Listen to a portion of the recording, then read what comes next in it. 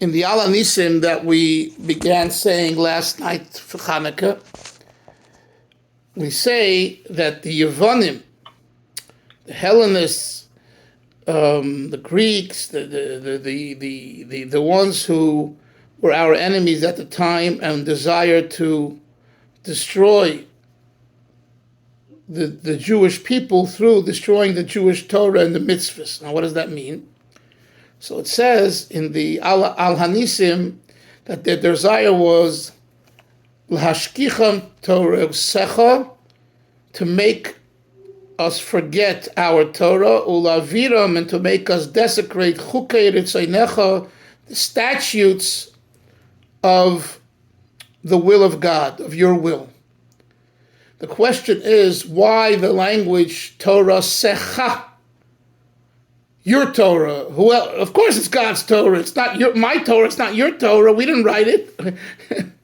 So it should say, lahashkicham ha-Torah, to make us forget the Torah. Or lahaviram chukim, to make us desecrate the statutes. What's the language Torah? Secha, chukecha, ritzonecha. Emphasizing it's God's. 3 times, 3 different words. Why? So the explanation is in Chassidus the following, that the Yevonim, they were fine with Jews fulfilling mitzvahs in particular and studying Torah, any part and any mitzvah that doesn't point to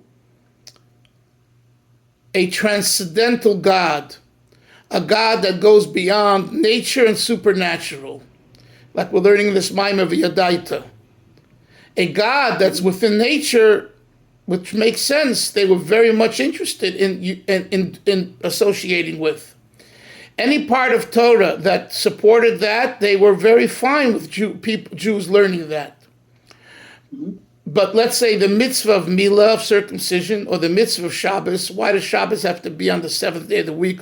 Why can't it be another day? The answer is because God says in the Torah that 6 days I worked, on the 7th day I rested, so you should rest too. Well, that's only because God said so. It makes no sense. You can rest on Friday, you can rest on Sunday. You don't have to rest on Shabbos to get some rest and respite for a work week. So why are we resting on Shabbos? Because Hashem said so. They said that we're against. In other words, they sought to strip the divinity of Torah. The divinity, the holiness, the kedusha. And the same with mitzvahs milah, circumcision.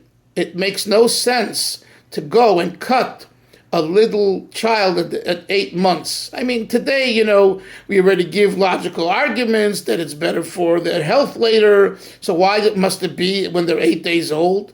You can do it later. And you can do it in other forms, maybe which is less painful. The answer is because God says so in the Torah.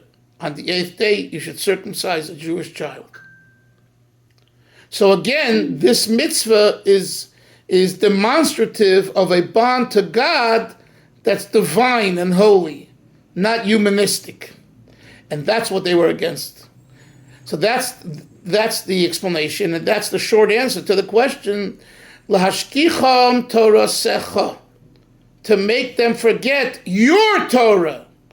Ordinary Torah that's stripped from you, they had no problem with. But your Torah, that it's holy and divine because of you, And the same for mitzvahs, chukecha, ritzonecha, your statutes and your will.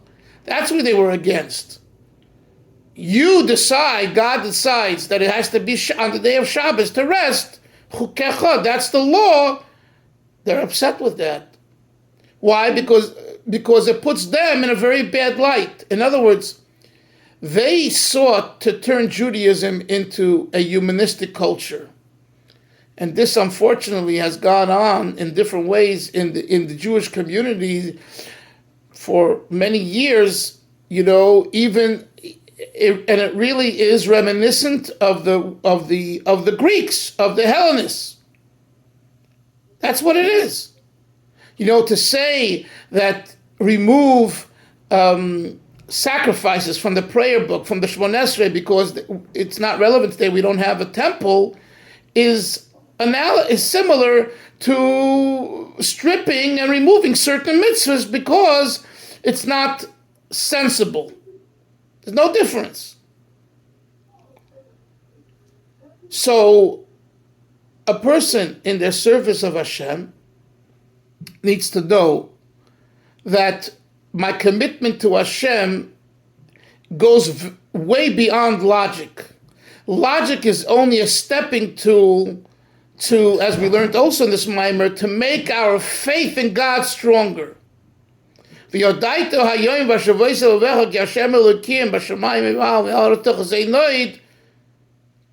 All that is us. You should know God so that you come to a place where you have faith in God, and faith is in a God that transcends, as we've been learning for weeks in this mimer. And that's the underlying nekuda. In other words, that's the underlying point of Chanukah. That the Greeks, what did they want? They wanted we should have a God of knowledge, v'yodaita, only v'yodaita. They didn't want a v'yodaita that will lead to an emunah, which we're learning about, which really is the real meaning in the verse in V'oschanam v'yodaita. V'yodaita is not a means, an end in and of itself. It's a means to an end.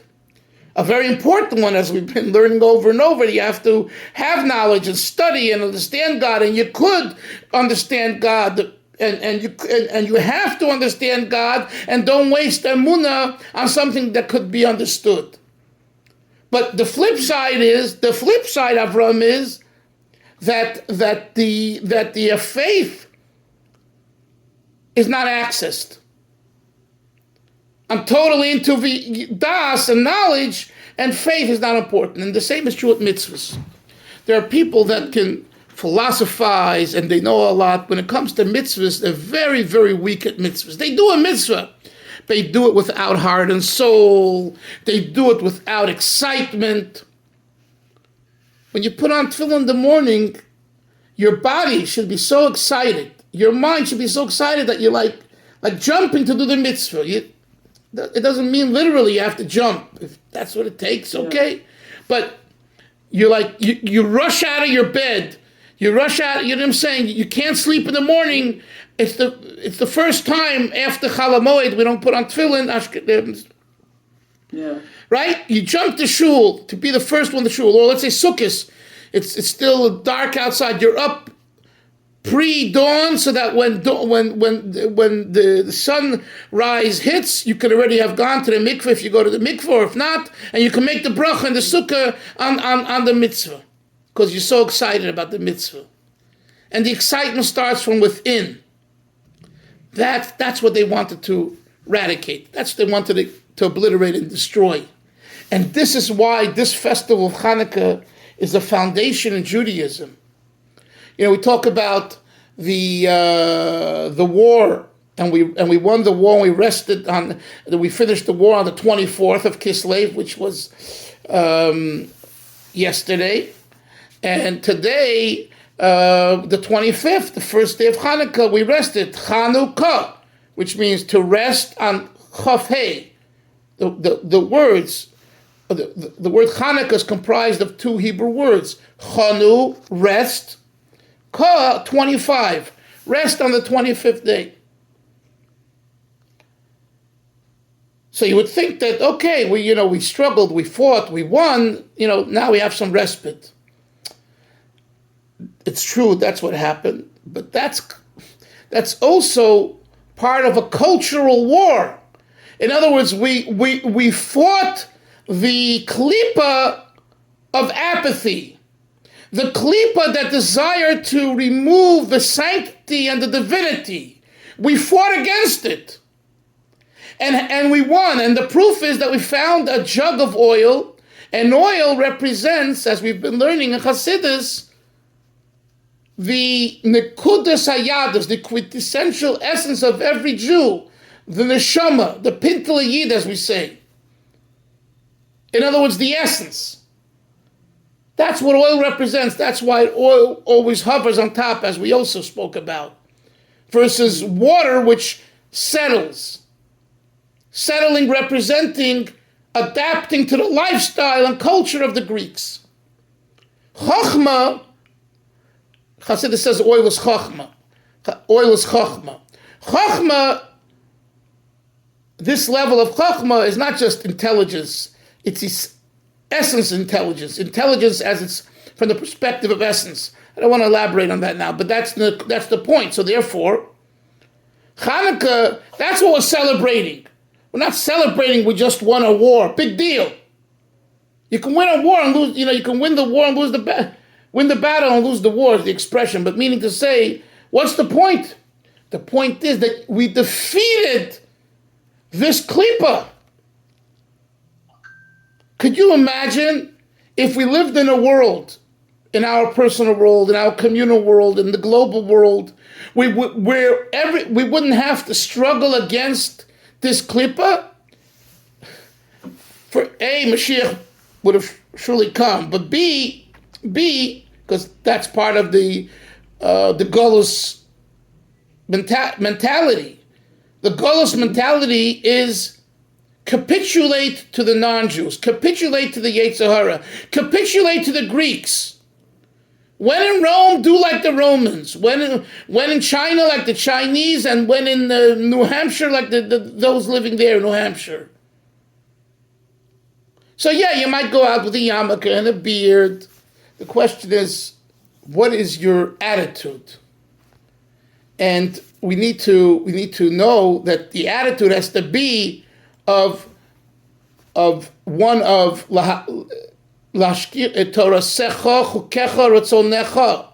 to find the divinity in every godly experience. And the barometer is very important. How do I act? What decision do I make in my life? If you look from this perspective that you're going to base your decisions on divinity versus logic, you'll have completely different results. And this is true for finances. This is true for shalom bayis. This is true for every aspect of a Jew's behavior, in everything.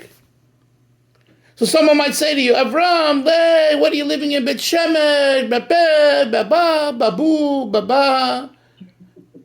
And you say, look, you're right. Maybe in America I would make more money and this and that, but this is what my soul feels special here, and I have to feed my soul. Someone else, yes. What? Yes, and someone else might have the opposite feeling, where they're doing so much, to help Jews here in America or outside Eretz Yisrael, and in Eretz Yisrael they feel stagnant and stale. Plenty of people. The Rebbe, I don't know if I told you, the Rebbe advised rabbis who retired, young Israel rabbis, generally, not to make aliyah and to continue helping and teaching even as, what's it called? They call him, the rabbi after retire, emeritus, rabbi emeritus in America. Why? Because he has people to work with. The Rebbe said, you're going to go to Yerushalayim, you're just going to be another one on the block. They have so many teachers and so many rabbis, they don't need you. Now, if you go to Tel Aviv, or you go to a suburb, or a moshav, and the people are not from, or they want teachers and all that, that's a different story.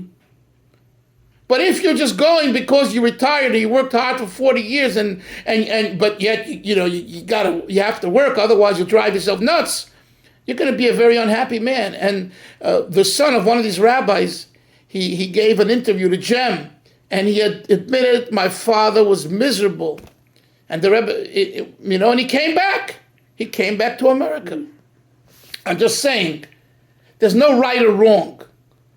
It's for one person, their divinity speaks to them there, and for someone else, it's outside of Eretz Yisrael. The point being that it's the divinity that should make the decision, not the logic. That's what Chanukah is about. So it's a tremendous festival. Even though it's not Rosh Hashanah, Yom Kippur, the Sukkot, Pesach, Shavuos, and all that, right? It's a tremendous. It's in a way, it's the foundation of all holidays. To appreciate all the holidays and to really live those holidays, you need to believe in a divine God. Otherwise, why celebrate? In other words, if we're celebrating Pesach just because we were liberated and we're commemorating Passover, well, I did it last year. You don't have to do it every year. How many times are you going to say the same story? Right.